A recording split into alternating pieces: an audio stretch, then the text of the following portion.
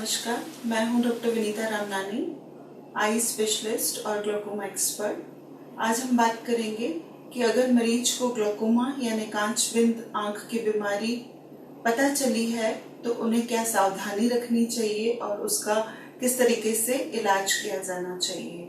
Glaucoma, जैसा कि हम जानते हैं, ये एक आंख की बीमारी है जिसमें आंखों का दबाव बढ़ता है, देखने वाली नस कमजोर होती है और मरीज को साइड से दिखना कम होता है और अंत में आके बीच में रोशनी खत्म होती है।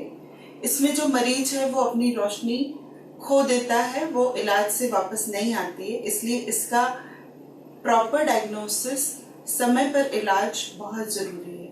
अब हम जानते हैं कि आखिर हम ग्लोकोमा को डायग्नोस कैसे करते हैं। सबसे इम्पोर्टेंट है कि ग्लोकोमा एक जो लाइफ लॉन्ग डिजीज है और एक अंधत्व वाली बीमारी है, तो इसके डायग्नोसिस में न तो ओवर डायग्नोसिस होना चाहिए, न ही अंडर डायग्नोसिस होना चाहिए।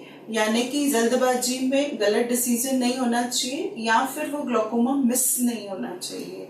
तो हम किन बिंदुओं पे ग्लोकोमा को डायग्नोस करते हैं? सबसे इम्पोर्टेंट है बढ़ा हुआ प्रेशर।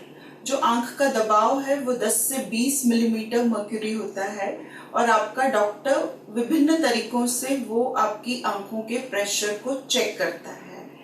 ये जो प्रेशर चेक करने का जो सबसे सेंसिटिव तरीका है वो है एप्लेनेशन टोनोमेट्री, और एक सिंगल रीडिंग 20 से बढ़ी हुई ग्लोकोमा नहीं होती है, स्पेशली अगर वो नॉन कॉन्टैक्ट टोनोमीटर के द्वारा नापी गई हो। तो जब कभी भी प्रेशर 20 से ज्यादा है तो उसे ग्लोकोमा न समझा जाए, उसे कंफर्म किया जाए और डिफरेंट टाइमिंग्स और डिफरेंट डेज पे वो रीडिंग्स लेके कंफर्म किया जा सकता है कि कितना बढ़ा हुआ प्रेशर है।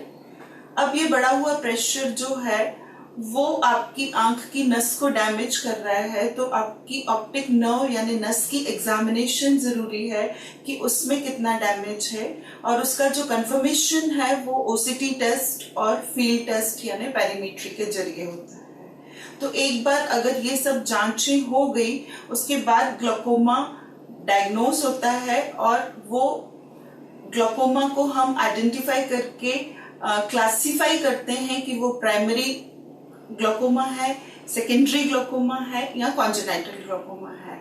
जैसा कि कॉन्जेनाइटल ग्लोकोमा एक वर्ड से ही पता चलता है कि ये बच्चों में कांच बिंदु है। तो जो बच्चों का कांच बिंदु है वो लकीली बहुत कम देखा जाता है और उसमें छोटे बच्चों की आंख में दबाव बढ़ जाता है और आंखों की साइज बड़ी होने लगती है।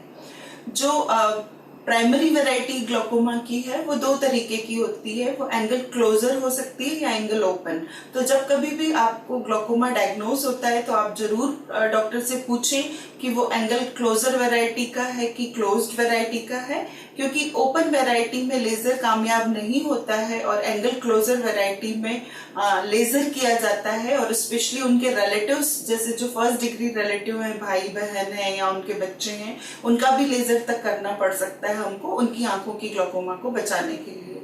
ओपन एंगल वैरायटी जो होती है वो स्लो प्रोग्रेसिंग है, जो धीरे धीरे आगे बढ़ती है। एक बार हमारा ये डायग्नोसिस हो गया तो फिर हमें इसकी ग्रेड्स भी पता होना चाहिए कि किस ग्रेड का है, माइल्ड, मॉडरेट या सीवियर ग्लोकोमा है, जिसको हम VFI स्कोर जो फील्ड्स में होते हैं उसके जरिए पहचानते हैं। अगर हमारा स्कोर अच्छा है, जैसे 80% है, दैट मीन्स हमें माइल्ड वैरायटी का ग्लोकोमा है, जिसमें हमें बहुत डरने की या बहुत ज्यादा चिंता करने की आवश्यकता नहीं है। लेकिन अगर वो सीवियर वैरायटी ऑफ ग्लोकोमा है जिसमें कि हमारा VFI स्कोर सिर्फ 20 है या 14 है, तो हमें बहुत अलर्ट होने की जरूरत है। हमारी इस 14% या 20% रोशनी को बचाने के लिए बहुत हमें एफर्ट्स करने होंगे। एक प्रॉपर ट्रीटमेंट, एक प्रॉपर गाइडलाइंस शुरू होगी। कई बार जो ये ग्लोकोमा होता है वो एसिमेट्रिकल होता है, यानी कि हमारी दोनों आंखों का कांच बिंदु अलग अलग ग्रेड्स का हो सकता है। एक आंख में माइल्ड हो सकता है, एक आंख में सीवियर हो सकता है, तो उनका जो इलाज है वो भी अलग तरीके से किया जाता है। और सेकेंडरी वैरायटी जो ग्लोकोमा की होती है उसमें कुछ न कुछ रीजन रहता है आंखों में, कोई बीमारी होती है आंखों की या कोई ऑपरेशन हुआ रहता है आंखों में, वो सेकेंडरी वैरायटी को देता है ग्लोकोमा की। और इसमें यूजुअली एक ही आंख में ग्लोकोमा होता है और एक ही आंख को इलाज दिया जाता है। तो इस तरीके से आज हमने जाना कि ग्लोकोमा कितने वैरायटी का होता है और हमें उसके बारे में और क्या जानकारी होनी चाहिए।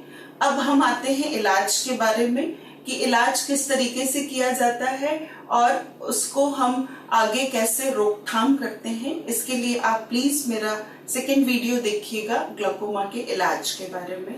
नमस्कार, धन्यवाद।